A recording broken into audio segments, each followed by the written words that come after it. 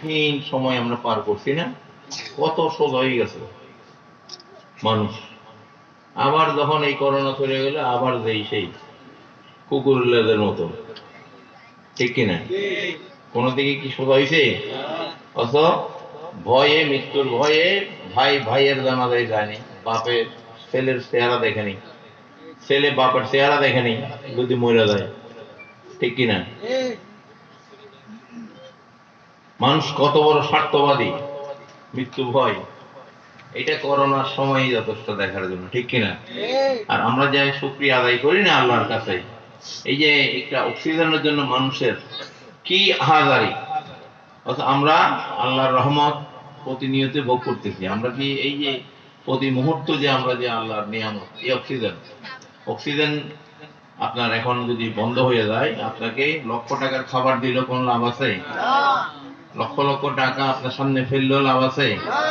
এরকম বাংলাদেশে বড় একটা শিল্পপতি মারা গেছে না, এর ভাই মারা গেছে না অক্সিজেনের অভাবে।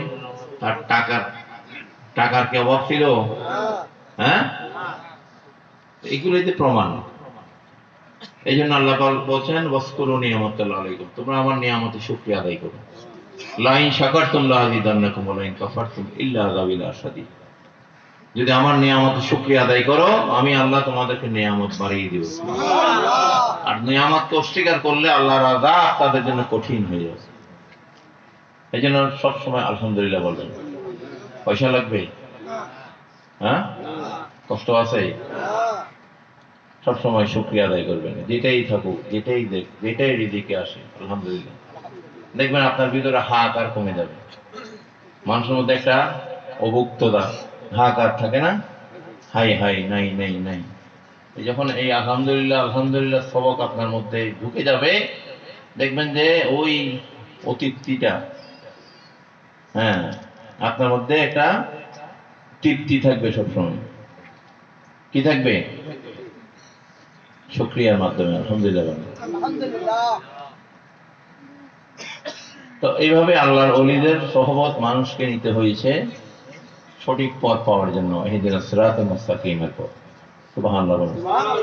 এটা কোন পথ? এই সরল পথটা হচ্ছে যে পথে আল্লাহ পর্যন্ত পাবো, শয়তান কাছে না। যে পথের মাধ্যমে আমরা আমাদের মধ্যে ইহসান, ইহতিরাম, আত্মশুদ্ধি, কাদ আফলাহা মান যাক্কাহা ওয়া কাদ খাবা মান দাসসাহা।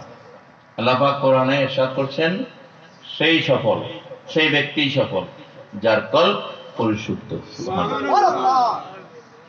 যে তার আত্মাকে পরিশুদ্ধ করে নিয়েছে, আল্লাহ পাক তাকে সফল বলেছেন। আর আল্লাহ যাকে সফল বলবেন, সে শুধু দুনিয়াতে সফল, কবরে, হাসরে, মিজানে, পুলসিরাতে, প্রত্যেকটা জায়গায় সফল। সুবহানাল্লাহ। লাহমুল বুশরা ফিল হায়াতিদ দুনিয়া ফিল আখিরাহ। আল্লাহ পাক বলেন তাদের জন্য দুনিয়া তো খুশ খবর, আখিরাতও খুশ খবর। আমরা কি হইতে চাই কিনা?